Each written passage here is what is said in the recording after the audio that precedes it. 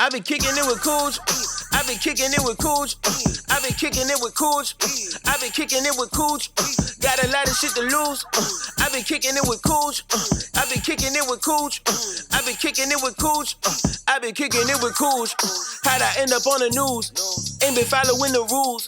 Ain't been following the rules. This is where you I grew play up the with a theme silver song. spoon. We was dropping that. Fucking amazing. I trust you with the theme song. Yo, I'm glad you do. Yeah, I know that your theme song's probably crazy as well. It's actually pretty good. It's actually really. I'll airdrop it to you one day. Okay, thanks. Yeah, I'll ride home to it tonight. Thanks. It's just the best minute and 30 seconds you'll probably ever have. It's an amazing song. Shout out to the team. We are here for a beautiful episode of Kickin' It. We are in this dope ass garage. I'm sure people are gonna tune in and be like, "Where the fuck are they?" I bring you to all the best spots. Yeah, no, you did. This is A our garage. This is our first time ever linking, and this is just a beautiful place. Where are we right now? Take us through it. We're in my friend Leonard's car shop that he's very kindly let us shoot in today. This is actually the second time I've shot in here, but I don't know. I just like the vibe. It's has a authenticity to it that I quite like. Nah, I walked in and I was like, "This is perfect," and Yeah. then the garden situation in the front. Yeah, I was like, yeah, I don't know where the fuck we are, but this is fire. Yeah. For those tuning in, welcome to the show. Who are we with today? Hello, everybody. My name is Millie Go Lightly.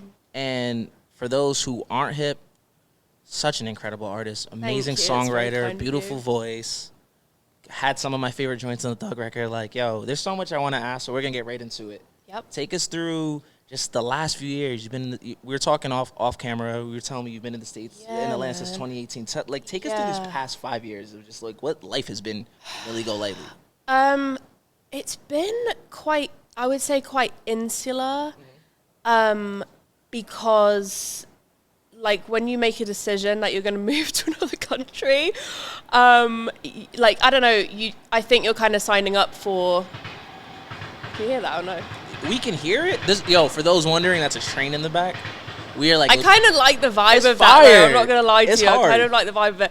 But anyway, yeah, it's been just, I don't know. I feel like I've just completed college, kind of. That's how I feel. You're excited to be over it, but it's it was hard. It was hard work, I'm not going to lie. But it's been a whirlwind for sure.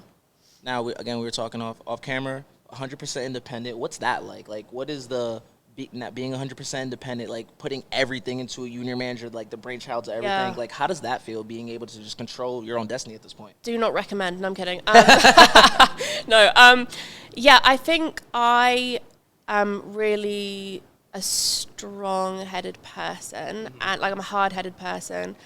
And in the beginning, I feel like, especially when you're a young girl, I feel like men particularly will try to, no, do it this way, do it that way. I think that was the beauty of working with Jeff, because I think he guided me in a way that was encouraging, and I never felt like Jeff was trying to tell me what to do. And if he was telling me what to do, I respected him enough.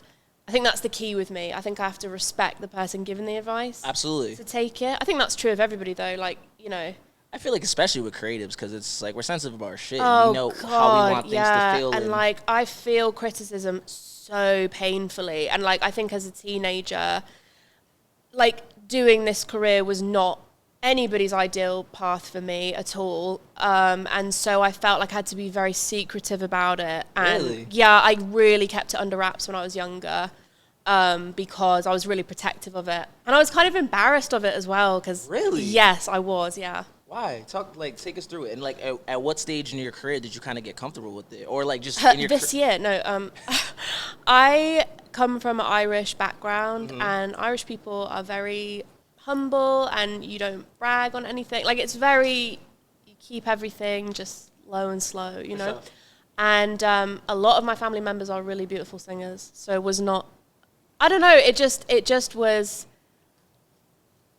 I felt like I almost had to leave home to gain the confidence to do it, if that makes sense. I could not have been the same person as I was and done it. It was just too, I grew up in a really small town. Yeah. So it's, there was just too much outside influence. And I think that isolation to just hone your craft is very painful, but I think it's really worthwhile if you can do it. I mean, clearly you can do it because you're doing it. to like just hanging on by a thread. It's kind of crazy to think like you really just left the whole country. You came to Atlanta. Yeah, of all you come to Atlanta. What was like the transition of being in Atlanta for the first few months? I honestly, it was a lot of Waffle House going on. I think I really enjoyed like the independence of Atlanta because I'm an only child, so I grew up. My mum and dad were like sheltered me a lot, and so I think I liked I could kind of reinvent myself a bit in Atlanta and like. Do you know what I mean? Like that's kind of what to touch on the college point. That's what college feels like. You yeah. go there, you get your independence for the first time. It's the first time you get to be able to do things. You don't answer anybody. Yeah. And like being in Atlanta, the music capital, high key, must have been amazing. What's funny is I went to college and didn't feel that. I felt really miserable. I was doing a degree that I didn't really want to do. What was your major? My in mum's college? always like, she's like, well, you chose it. I did Latin and ancient Greek. Okay. So, and that was just that for 3 years. Was just. Where did you go to college? I went to King's College in London. Fire. So thank you. So yeah, it was. But I will say, I lived in London that whole time, and I was able to get like around London, go to sessions. So it was kind of my first taste of like, oh, nobody's gonna do anything for me. Like I have to, like if I want to do a session, I got to get on Instagram or like whatever. So on a micro scale, I always say I could not have moved from my village to Atlanta without London being the kind of stopgap, if you like. No, that definitely makes sense because, I mean, I've never been in London, but I can only imagine it probably has that same familiarity to Atlanta where it's like very independent. Sure. A lot of people move there. It's a big place. It can be very lonely as well, you know, so some of my really bad times were in London, but I feel like it made me a better writer because I had nothing else going on, do you know what I mean? So I had my guitar in the dorm room and was working with a professional songwriter at the time, so he taught me a lot. So yeah, it was valuable. It was valuable. No, absolutely. I feel like a lot of the experiences you kind of been go through are definitely going to help the songwriting process, and that's something I want to touch on as well. Like a lot of people don't know, like you're like an amazing songwriter. Like so take us through that and just like how is it? Do you enjoy songwriting for others more? Do you enjoy writing your own music? Is there like a and how do you balance it both? I don't balance. I'm such an unbalanced individual, and I wish I could find balance more, but I think it's like. It might be the thing that works for you. It's the only child thing of like, you don't want anyone touching your toys. I'm so like that with songwriting because, and I've tried to be like, I've gone to camps, Nashville, LA, done camps here. God, I just cannot seem to get on a wave that is collaborative. And I think it's because I always felt like as a kid growing up, like music was going to be taken from me. Like, and so I think I developed quite a secretive way of writing these songs because it's very exposing, like when you write something and then other people hear it. Yeah. But I would always say, like, I'm a writer first. Like, writing was my first passion. And I had a fantastic English teacher growing up who just really encouraged that out of me. And I was like, maybe I'll be a children's author. Like, I really didn't know. And then when I found out I could sing and combine the two things, I was like, this is it now, you know? You said in your family, like, everyone has a beautiful voice. When did you realize you can sing, and how did that happen? So I remember exactly how it happened. So okay, story time. Yeah, story time. I was going to like a kids drama school at the weekends, and we did like acting, singing, and it's really well known in the UK. Like Amy Winehouse went there. That is crazy. Yeah, like rest in peace to a legend too. Yeah, like I just went to watch that new movie about her, which is what like jogged my memory about it. But I really thought I was going to be an actor. Like I had my heart set on being an actor.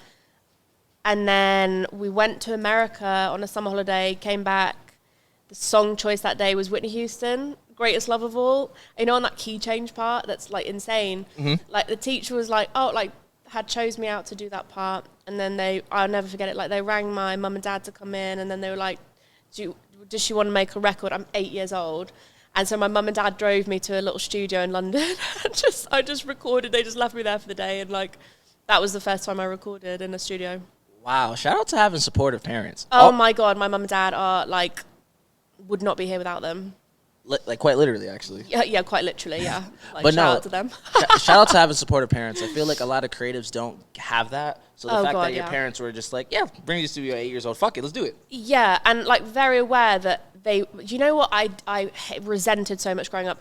they were so, especially my mum, they drove education so hard. And I was like, why won't you let me go out of school to do auditions and blah, blah. And they were just so not about that at all. And now I'm so grateful that they drove that so hard, because I'm just very appreciative. And I think it has informed my songwriting as well.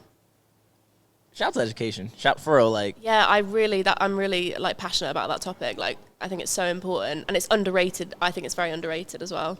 I think it's really dope too that you mentioned you had like a great English teacher. I feel like every Mr. Turner, like Mark Turner, like Mr. Turner. Yo, yeah. Did you watch Boy Meets World?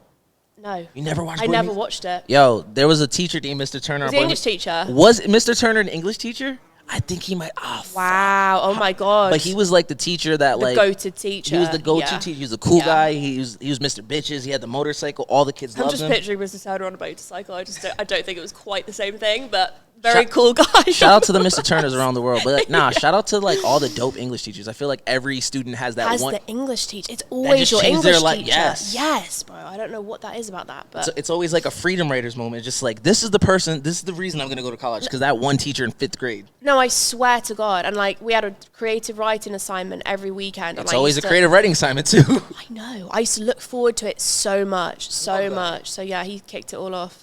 Yo, shout out to Mr. Turner. Yeah, man. We gotta get him in the. Do we? I'm trying to have lunch with him next week. He doesn't know this, but like my mum ran into him the other day. Small town, and so I'm like, I'm gonna go for lunch with Mr. Turner. Yo, listen, Mr. Turner, hopefully we can send you the podcast. Yo, yeah, man. Much love in America. You turn. Oh. Yo, it's beautiful out here. Nah, you good, bro? You good? It's part of the allure. We like this hella beautiful cars in front of us right now. We had this dope ass garage. It's like all types of sound situations. This is like perfectly imperfect. I love it. Yeah. So the breeze is nice. So the breeze is nice. It's a beautiful really Atlanta day for real. I'm not gonna lie to you though. Like leather in like 88 degrees, like wasn't really thinking that through. But the breeze coming in, it's doing it for me. I mean, honestly though, like weather doesn't matter when the fit's fire. Listen, oh my God. And growing up in the UK will really teach you that, because at the club, freezing, like I'm telling you, like frostbite levels. You said at the club freezing? At the club. Jeez. Lining up for the club, 18 years old, and my best friend, she's always like, bring a warm coat, bring a warm coat. I'm never the warm coat friend. I would honestly I'd rather die for the fit. Yo, fuck it, get frostbite. But I got this fit off, it's for just sure. So shallow as well, but I just don't care. Like, been that way my whole life. Bring a coat. Absolutely not. For what? And then it's like, I'm not paying for coat checks. So it's like, and the second I take it off, it's just like, where does it go? Because it's not on my body. Inconvenient. No, I agree. Yeah, no. I also forget things everywhere. Yeah, that's me. Oh my God, that's literally me. Yeah, no. Look at us. Fucking twin. This is my dog now. Can you believe this is the first time we've ever met? No, I can't. Like, this is kind of crazy. I've actually been following her for a minute, and I'm just like, I finally just had the courage to be like, hey, would you like to do an interview? I know, I love that. I love that so much. No, you know, I've been seeing you drop a lot lately too. Can we talk about the record? Yes. Can we, like, the record's amazing. I'm not gonna lie, when I put this shirt on, I was like, my mum and dad are gonna see this. I think they're not gonna like the shirt. And then Garth was like, have you heard the record you're promoting? Yo, the record is, like, going into it, I was just naughty, like, I was just like, whoa, Millie. Yeah, I know, it's a bit naughty, but I don't know, like, sometimes, like, that was like a freestyle. Yeah, take us through the process. Yeah, so I got the beat through in the mail, on the email. And so the producer, Robopop, I met him. He was my dream producer as a teenager because he made video games for Lana Del Rey. Holy shit. I don't care how many female artists will sit in here and say they love Lana Del Rey. No, like, we all should. I get it. We all, like, honestly, she's amazing. And I know it sounds really fried to say that I stan her, but, like, honestly, it's like the levels to which I stan are, like, they're deep. And, like, I sang that song in my school talent show. And I remember writing his name down, like Robopop, thinking, like, I've got to, like, work with this guy. Wow. So anyway, flash forward, Young Thug's engineer, Baines, who mixes all my records, he's amazing. He said, that's my best friend of, like, 10 years. What? I swear to God, this was a few years ago. So I said, do you think he would work with me? And he was like, yeah, I'm sure he'd love to. So we got connected, and he sent me this beat. It was called American Dream. I was like, perfect. Ooh. Yeah, like, so crazy. And it just reminded me of, like, Portishead, Gorillaz. Like, it just had, like, a vibe to it, but it was fresh, and I felt like it was quite unique. Mm-hmm. But I just couldn't think of anything. But my engineer was like, no, I think this is the one. Like, he said, I think the beat's really good. So I went home, came back, watched Pam and Tommy on Hulu, and then came back a week later. I gotta watch that. Bro, unbelievable. I don't think Pamela Anderson is really, like, I don't think she really likes it though, so I'm like, because I love Pamela Anderson, but like, I watched it, it inspired me, and then I came back and then just picked the beat apart, and I don't know, yeah, it just came together like that. Nah, the record's amazing. Like, thank you very much. Like today, as I was like kind of getting my questions ready, I typically never write questions either because I just kind of go based off conversation. Yeah, no, absolutely. So I'm listening to the record on repeat. Gotta get the homie streams up, and I'm just like, yo, this is a phenomenal record. Thank you very much. And it's not even just because like I was seeing you like later today. I'm just like, because I heard it when it dropped, and I'm just like, yo, you got one with this one. Thank you. And it is very different from like a lot of the stuff I heard from you, but I feel like, Yeah. you know, with you like kind of on this new journey, talking about like the big move, I feel like this is a good way to like showcase new styles, so I love it. Yeah, and I think it kind of like, for me, it's the beat is the perfect combination of like, it's melodic, I think the storytelling is nice, it has like a great, like Bane's just like really, and Joe Laporta as well, like they really just captured the magic with the drums on the mix and the master. So I think it's, I enjoy the record, so I was like, I'm going to put it out, you know. Were you like nervous with the record, with like what it's about and just how different Yeah, it's because my father asked me not to put it out. It's not like he said don't put it out, but he rang me the week before and he was like, I'm not sure about this. And my dad never criticizes me, and it's very difficult for him to, I think. So I was really like, wow, my dad is saying something to me, like, I don't know. But I don't know, to me, I know it's really extreme what I'm saying, but I don't think of it that way. And I don't know why. I think it's because I'm telling a story about someone else. For sure. You know? And I also don't think it's like, to your point, I don't think you're saying anything so profound and crazy that just like, That's what I'm saying. Like, that's going to be like, oh, like, it's not like a WAP moment where you're like, you're so over. Yeah, and it's like definitely, it's a bit crass, but it's like, there's a reason for it because I've seen those things happen. Do you know what I mean? Like when you're around like people that are of a certain, you know, like when you're just around famous people and like you see that culture, yeah, and it sounds so extreme, but that's the truth of it. Like that's what it's like. That's what it's like. Good segue, right? Yeah. So speaking of famous people, you brought them up a few times, but I have a few Thug questions. Yeah, it's just like, absolutely. Yeah. Just connect like. I'm nothing without him.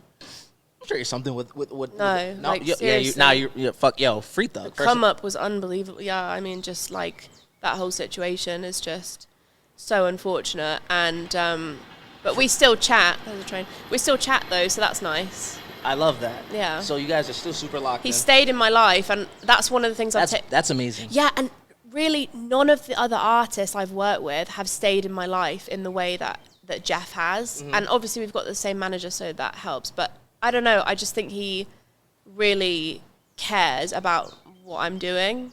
I feel like the one common thing you hear about any interview you hear from like about people speaking about Thug is like how genuine it is and how much he wants to help, and it's just like to hear like he's still keeping up with you. Everything that's going on in his life just kind of showcases how incredible he is. Yeah, like Garfield will tell me like, oh, he's just asked about you, and I'm like, the man is literally dealing with something that is, you know, incomprehensible, and he's asking how my career is going. That's like, amazing. It's like crazy to me. Yeah. Take us through just like a session with him, just kind of like the first session with Thug. What was that like? Do you remember it? Oh God, it was awful. Yeah, and not because of him. It was because I was just like a nervous wreck, and just the engineer and I just didn't have a relationship, and I just felt like I sounded horrible. I was so nervous, and I wasn't used to the accent yet, so I couldn't understand what he was saying. I'm being dead serious, and I don't mean to sound ignorant at all when I say that. So I moved to Atlanta my freshman year in high school. My first 2 weeks here, I didn't understand what anyone said to me at all, and I'm from America. And I didn't get the jokes. There were so many jokes going on, and I would just be like, haha, like when everyone else was laughing, because I didn't get it, because it is different type of humor. Yeah, no. Do you know what I mean? And how, for those who don't know, like, how did you guys connect? How did that initial connection happen? It's crazy because anything like this that's ever happened in my life, you know, it's happened. It's not like one moment. It's like it's a series of. It was over like a 6-month period. Okay. I sent an email. I was sending emails out to producers, like all of them, like Metro. Like at that time, this was like SoundCloud days. So I was like, I'm just trying to work with any of them, you know? Isn't that crazy that we can now say SoundCloud days? Like, how old are we? Honestly, as it's coming out of my mouth, I'm like, SoundCloud days. Yeah, like we're so old. But I remember like hearing like those Travis Scott records as they were coming out. Tinashe, she was on a fucking crazy run with the with mixtapes as well. I'm so happy that she's getting another moment. Oh my, I love Tinashe, and like I've got MP3s on my phone from like her when she was just self-releasing. Travis Scott features on Chance the Rapper features. She really had it like going on. Like, nah, you got like impeccable taste. Thank you, I really appreciate that. Nah, for sure. So yeah, I can't remember what we were talking about now. Oh, how do I get connected? Yeah. So I was on a crazy run with the emails, just banging out the emails, and then sent an email to London on the Track, who was on. I think he was doing a lot with Thug at that time. His assistant was kind of helping out with Thug, and brought my music into that camp. And you know, with these camps, like once you're kind of in the orbit, like you've got to kind of put in the work to get to the artist. For sure.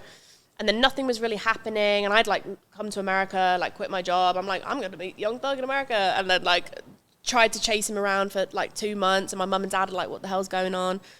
I couldn't imagine just you sitting your parents down like, I'm going to America, I'm trying to meet Young Thug. Well, they met him before I did, because like the first day he was, something went on with the jet or something. He was like late to the show. So I met 21 Savage before I met Jeff.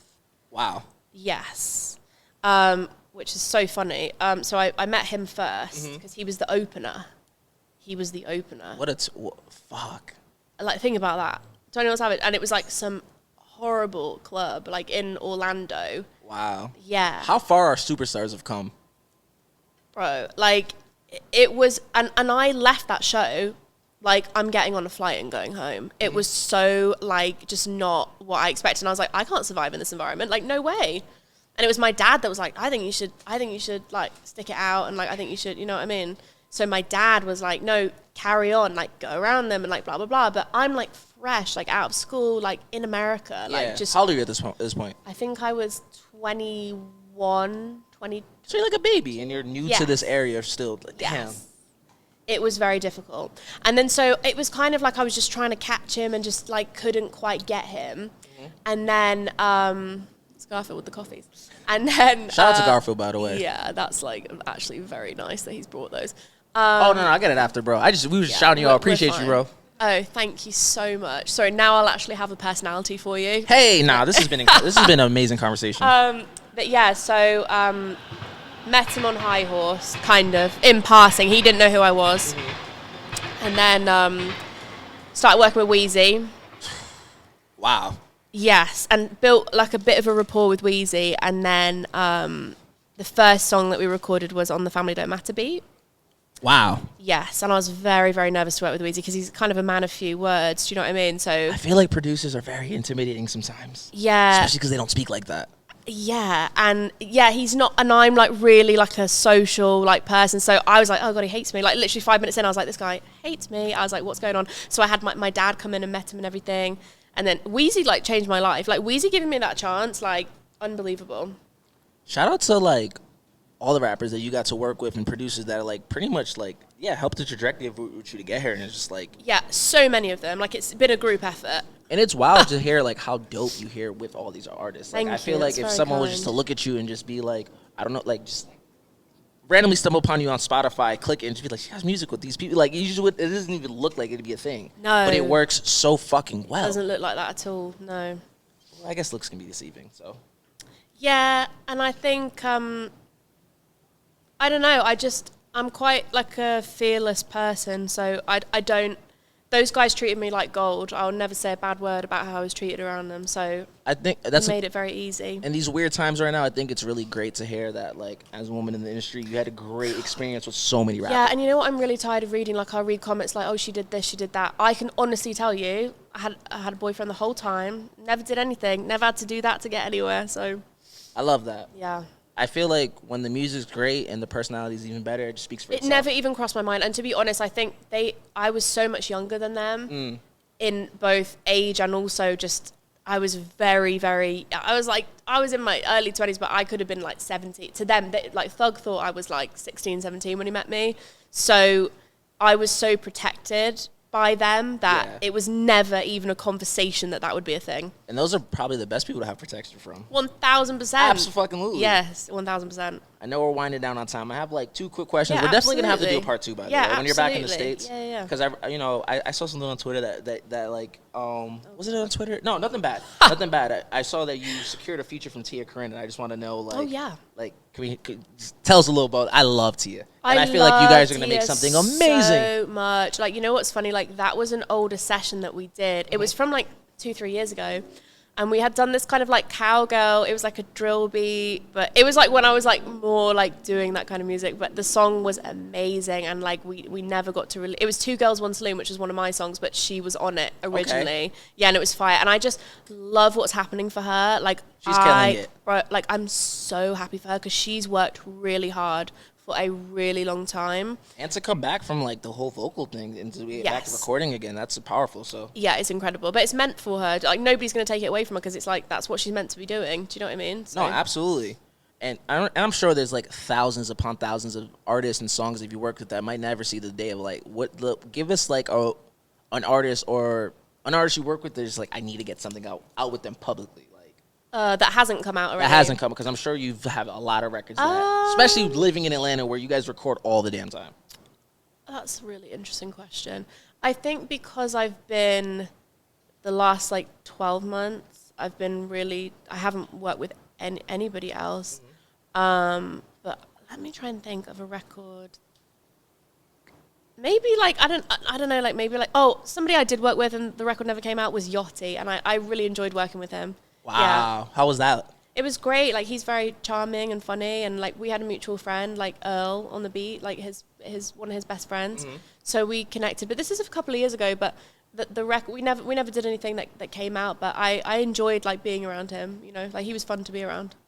I hear great things about Yachty. Yeah, he's very nice. Whenever I braid my hair, everyone says I look like him, so I'm actually trying to meet Yachty in the next year just so we can get a picture. Yeah, but you got to make sure you got the same hair at the time. Yeah, absolutely, because then it'll be weird.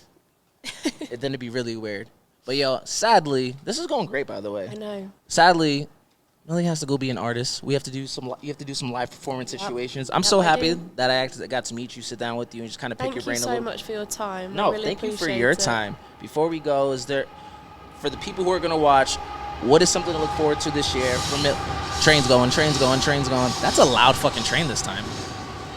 That was like the loudest train thus far. You know why it's the loudest? Because it's the longest. Oh, yep. It's still going. Damn, it's still going. That's crazy. I find trains are really scary in America. They're quite, like, ominous. In England, they're not like that. Really? What are they like? Because people commute on trains in the UK. True. Do you know what I mean? That makes... That's like some horror movie shit. Because it's still going. Where are they going? This is fuck... keep all this in. Keep all this in. But yeah, give us something to look forward to for the rest of the year. Something to look forward to is me getting up off my ass and putting out my own music. Finally, oh my God. When is the video dropping, the Pamela Lee? The video. Today. Wow, the video comes out today. Does it really? Yes, and I forgot. Yeah, it's coming out right now. Yeah. Love that. So by the time this drops, it would have been out. So make sure you're streaming it. And on top of that, when did we get this EP? The EP? Yeah. So we've got Pamela Lee was the first single from the rollout. And then, bro, that train is still going. This is crazy. Yo. Oh, God. I feel like they purposely be like, let's wait till the end They're of like, we don't want to hear from you, bitch. Please, we've had enough. Like, what was the question? I forgot. I don't the EP. Oh, yeah, EP. When is the EP dropping? This was the first single. Okay. Then there's a new one coming out. Yay. It's called Whiplash. Again, more head references, but it's okay. And then the third one, there's a third one. Okay. And then we're getting a nice little bundled up EP. So I would probably say like end of the summer, like September time. Yo, like mid-September, if it's not out, I'm going to bother you. Yeah, and I feel really bad because I know I've just been such a compulsive liar. Like, I'm putting an EP out, but it's like there has been so much shit going on in my life. I'm like, this is like... Are you an artist if you don't say the project's coming out and just push it back 700 times? As like a fan of other artists, I'm like, please, can we stop saying things that aren't real? Please, let's stop the lying. But no, it's coming. We have it in 4K, so it's absolutely happening. We're getting an EP. whether or not you like it or not, it shit has to drop. Listen, I've got a whiteboard at home with the song titles and the EP title. Once it's on a whiteboard, It has to happen. and you know, like when the pen's crusted on, you can't get it off. Like it's encrusted on a whiteboard, so it's coming out September. You heard it here first. It's coming out in Soft September. hold on September. Well, allegedly. But if it's not up by September, just keep running up Pamela Lee. It's an amazing record. It's fucking phenomenal. And look, run up everything. Thank you, Millie, for being on the show. I'm really excited to watch this live performance. It's beautiful outside. I got the homies with me. We've got coffee. We got coffee. I ordered a donut. It's turned. Did you? Yeah. Oh, God, I should have ordered a donut. He's But like- I'm he's like- wearing a leather corset, so I was like, let's save the donuts for tomorrow. He was like, get a drink and a donut. I was like, the Oh my budget God, here is I'm insane. Real, the budget's going crazy. The budget is insane The today. budget's insane. Everybody gets one drink. Hell yeah. And I'm gonna savor that drink. No bullshit. I want to thank y'all for kicking it I with be Cooge. kicking it with Cooge. Millie Go Lightly. I be kicking it with Cooge. Make sure you tap in. I be kicking it with Cooge. I be kicking it with Cooge. Got a lot of shit to lose. I be kicking it with Cooge. I be kicking it with Cooge. I be kicking it with Cooge. I be kicking it with Cooge.